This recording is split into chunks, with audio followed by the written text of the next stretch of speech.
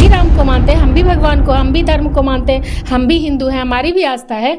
लेकिन ऐसा नहीं है कि लोगों की भलाई ना सोचे और बस दिखावे के लिए हम धर्म का नाम लेके हम धर्मावलंबी बने और लोगों का भला न कर पाए। तो वैसा धर्म किसका? चुनाव लड़के वो गए हैं ना, तो वो कैसे बाबा साहब का खिलाफत कर सकते हैं? लेकिन उनको अपनी कुर्सी का लोभ है, इसलिए वो मुंह पे ताला मार के बैठे हुए हैं। देश के गृह मंत्री है जो बोल रहे हैं कि भगवान के नाम लीजिए तब स्वर्ग जाइएगा। ये गृह मंत्री की सोच है, पूरा देश उनकी सोच से नहीं चलता है।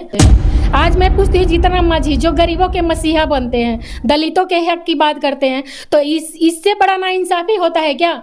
जो लोकतंत्र के पवित्र मंदिर में बैठकर बाबा साहब का जब अपमान किया जाता है और इसमें जो लोग चुप्पी साधते हैं, तो वो देश के खिलाफ हैं, संविधान के खिलाफ हैं और बाबा साहब के खिलाफ हैं। देश की जनता माफ नहीं करने वाली है और आने वाले समय में फैशन हो गया अम्बेडकर अम्बेडकर बोलना जो बोल रहे हैं। ये बीजेपी वालों की सोच है। बाकी संविधान को मानने वाले लाखों करोड़ों देशवासी। तो आप लोग स्वर्ग में नहीं जाना चाहते हैं? स्वर्ग में तो देखिए अपने कर्मों के हिसाब से इंसान जाता है। अच्छे कर्म करेंगे तो फल अच्छा मिलेगा, बुरे कर्म करेंगे तो आप ही को हिसाब देना होगा। तो ये स्वर्ग। देश के गृह मंत्री अमित शाह ने राज्यसभा में एक बयान दिए, अम्बेडकर अम्बेडकर। अगर आप अम्बेडकर अम्बेडकर बोलना एक फैशन हो गया है, अगर आप भगवान का नाम लेते हैं तो स्वर्ग में चल जाइएगा। तो ये सब मुद्दे पर बातचीत करने के लिए आज हमारे साथ नवादा जिला के राष्ट्रीय जनता दल के महिला जिला अध्यक्ष रेणु सिंह जी है। तो आइए इनसे हम सीधे बातचीत करते हैं। मैडम कैसे हैं? बहुत अच्छे, नमस्कार। अमित शाह जी ने एक जो बयान दिए हैं राज्यसभा में, उसको कैसे देखते हैं आप लोग? ये समस्त देशवासियों के लिए बहुत ही तकलीफदेह है, नाकाबिले बर्दाश्त है। जो कि देश के एक सम्मानित पद पर बैठे हुए एक सम्मानित गृह मंत्री जो हैं, और उनका अगर इस तरह से बयानबाजी होता है संविधान के निर्माता के विरोध में, बोलिए, ये लोग कभी भी नहीं चाहते हैं। बीजेपी वाले, आरएसएस वाले, आखिर हम क्यों बोलते हैं? कभी भी नहीं चाहते हैं कि देश में संविधान कायम हो, जिसकी वजह से आप देख रहे हैं कि सारे नियम कानून सभी लोगों के, हर एक जाति धर्म के लोगों के हक की, अधिकार की बातें जिस संविधान से चल रही है, और उसके निर्माता बाबा साहब भीमराव अम्बेडकर, जिसको लाखों करोड़ों देशवासी भगवान की तरह पूजते हैं, जिनके दिलों में सम्मान है, उनका इस तरह से भरे सदन में मखौल उड़ाना ये निहायत ही निंदनीय है। जी। तो आप लोग स्वर्ग में नहीं जाना चाहते हैं? स्वर्ग में तो देखिए अपने कर्मों के हिसाब से इंसान जाता है। अच्छे कर्म करेंगे तो फल अच्छा मिलेगा, बुरे कर्म करेंगे तो आप ही को हिसाब देना होगा। तो ये स्वर्ग ऐसा नहीं है कि आप रात दिन राम राम राम राम मुंह से जप रहे हो। हम भी राम को मानते हैं, हम भी भगवान को, हम भी धर्म को मानते हैं, हम भी हिंदू हैं, हमारी भी आस्था है। लेकिन ऐसा नहीं है कि लोगों की भलाई ना सोचे और बस दिखावे के लिए हम धर्म का नाम लेके हम धर्मावलंबी बने और लोगों का भला न कर पाए। तो वैसा धर्म किस काम? लेकिन देश के गृह मंत्री है जो बोल रहे हैं कि भगवान के नाम लीजिए तब स्वर्ग जाइएगा। ये गृह मंत्री की सोच है, पूरा देश उनकी सोच से नहीं चलता है, संविधान से देश चलता है। अच्छा, सम्राट चौधरी आपको जो नेता है आरजेडी लालू प्रसाद यादव जी, उनको चोर बोले, राजनीति का चोर बोले हैं, उनको क्या बोलिएगा? जिस राजनीतिक कुर्सी पे बैठ के आज सम्राट जी बोलने लायक हुए हैं, सम्राट जी, तो वो भी तो उसी स्कूल के स्टूडेंट हैं ना, जहाँ से अभी जिसके बारे में वो बोल रहे हैं। वो बोलते हैं कि ये सियासत के चोर हैं, बदनुमा दाग हैं। तो वो तो उनके पेरेंट्स को भी शायद अफसोस होता होगा कि इस तरह का बेटा जिस घर में पैदा हो गया है, जिसको बोलने में जुबान में लगाम नहीं है, वो भी एक सम्मानित पद पे बैठे हुए हैं और इस तरह की बात करते हैं। तो जनता एक एक चीज़ देख रही है उनको। वो तो अपने खानदान के नाम पे धब्बा है सम्राट जी, सम्राट चौधरी, बिल्कुल।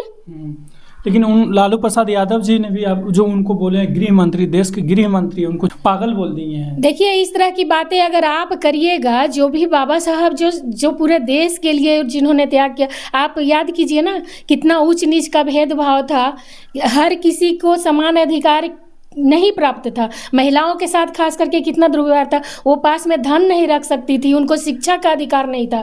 तो ये सब संविधान रचा गया बाकायदा 1-2 दिन में नहीं, 2 साल 11 महीने 18 दिन, लगभग 3 साल जिस चीज़ को, जिस नियम कानून को बनाने में लग गए, और उसके बाद उसको देश में लागू किया गया, जिसमें सभी लोगों के समान अधिकार की, वोट करके अपना नेता चुनने का हक है। लेकिन फैशन हो गया अम्बेडकर अम्बेडकर बोलना जो बोल रहे हैं। ये बीजेपी वालों की सोच है। बाकी संविधान को मानने वाले लाखों करोड़ों देशवासी हैं भारत में। अच्छा, चिराग पासवान को कैसे देखते हैं? वो दलित नेता है लेकिन इस पर कुछ नहीं बोल रहे हैं, और मांझी जी।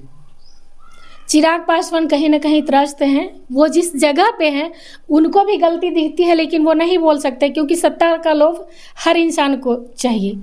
चिराग जी को मालूम है कि जिस पद पे आप बैठे हुए हैं आज चिराग पासवान जी, उसी बाबा साहब की देन, उसी आरक्षण की देन की वजह से आरक्षित सीट से चुनाव लड़के वो गए हैं ना, तो वो कैसे बाबा साहब का खिलाफत कर सकते हैं। लेकिन उनको अपनी कुर्सी का लोभ है, इसलिए वो मुंह पे ताला मार के बैठे हुए हैं। आज मैं पूछती हूँ जीतन मांझी जो गरीबों के मसीहा बनते हैं, दलितों के हक की बात करते हैं, तो इससे बड़ा नाइंसाफी होता है क्या? जो लोकतंत्र के पवित्र मंदिर में बैठकर बाबा साहब का जब अपमान किया जाता है और इसमें जो लोग चुप्पी साधते हैं, तो वो देश के खिलाफ है, संविधान के खिलाफ है और बाबा साहब के खिलाफ है।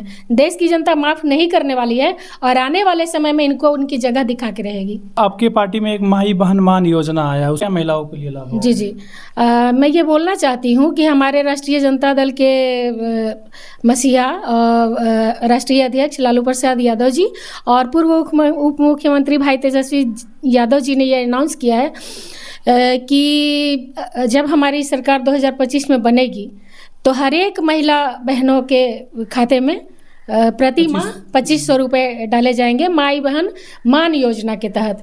महिलाओं को सबल बनाना हमारा एकमात्र लक्ष्य है।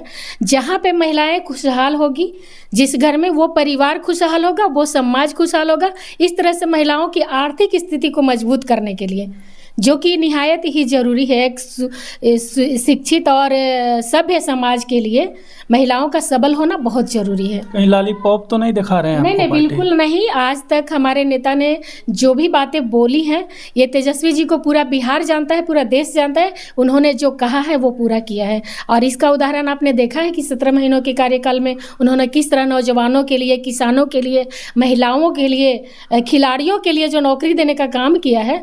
तो जो बोलते हैं वो करते हैं, राष्ट्रीय जनता दल का काम ही है।